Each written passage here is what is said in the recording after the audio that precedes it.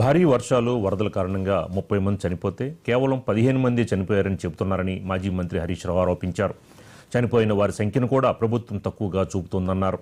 ప్రభుత్వ నిర్లక్ష్యం వల్లే సాగర్ ఎడమ కాలువకి గండిపడిందన్నారు. ప్రభుత్వ నిర్లక్ష్యం వల్ల వేలాది ఎకరాల్లో పంట నష్టం జరిగిందని బీఆర్ఎస్ ఆరోపించింది.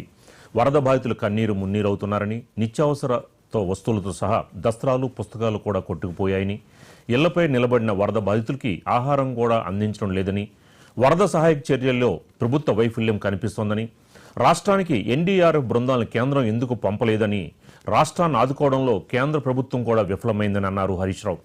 రాష్ట్ర ప్రభుత్వం అఖిల పక్షాన్ని ఢిల్లీకి తీసుకువెళ్లాలి, అందరం కలిసి వెళ్లి కేంద్ర ప్రభుత్వాన్ని నిలదీయాలని, కేంద్ర రాష్ట్ర ప్రభుత్వాల నిర్లక్ష్యానికి ఖమ్మం, మహబూబాబాద్ ప్రజలు బలైపోయారని అన్నారు.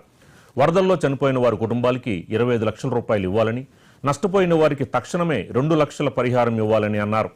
వర్షం తగ్గి 2 రోజులైనా విద్యుత్ సరఫరా పునరుద్ధరించలేదని, మంచినీరు, ఆహారం కూడా సరఫరా చేయలేదని అన్నారు.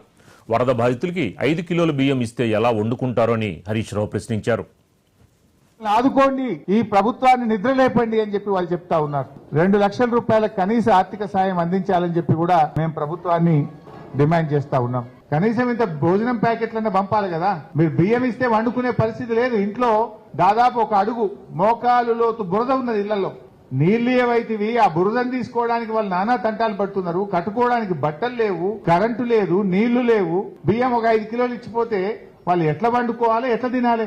కనీసం ఇంత అన్నం ప్యాకెట్లు కూడా సరఫరా చేయడం చేతనైతే లేదా ఈ ప్రభుత్వానికి? పూర్తిగా ఈ ప్రభుత్వం ఒక దివాళకోరు ప్రభుత్వంగా మారిపోయింది. ముఖ్యమంత్రికి వ్యంగ్యం ఎక్కువ. మోకాలికి బోడగొండుకు లింక్ పెట్టి పిచ్చి మాటలు మాట్లాడే ప్రయత్నం చేస్తా ఉన్నాడు ముఖ్యమంత్రి గారు. ఇక మేము డిమాండ్ చేస్తా ఉన్నాం. కేంద్రం కూడా ఫెయిల్ అయిపోయింది. ఈరోజు కేంద్ర ప్రభుత్వం కూడా రాష్ట్రాన్ని ఆదుకోవడంలో ఫెయిల్ అయింది. 8+8 = 16 కాదు, 0 అయింది. కేంద్ర బడ్జెట్ లో 0, వరద సహాయంలో కూడా నష్టమే అయిపోయింది. ఏమైంది? కేంద్రం నుంచి ఎన్డీఆర్ఎఫ్ బృందాలు ఎందుకు పంపలేకపోయారు? కనీసం ఒక హెలికాప్టర్ ఎందుకు పంపలేకపోయారు? ప్రాణాలు కాపాడడంలో రాష్ట్ర కేంద్ర ప్రభుత్వాలు ఫెయిల్ అయిపోయినాయి. ముఖ్యమంత్రి గారిని డిమాండ్ చేస్తున్నాం, అఖిల పక్షాన్ని ఢిల్లీ తీసుకుపోండి, మేము వస్తాం. ప్రధానమంత్రిని నిలదీద్దాం, పదండి. ఎందుకు మన రాష్ట్రానికి సాయం చేయరు అడుగుదాం. అఖిల పక్షాన్ని ఢిల్లీకి తీసుకుపోండి. అన్ని పార్టీల వాళ్ళు వస్తాం. బీజేపీ వాళ్ళు వస్తారా రారా ప్రజలు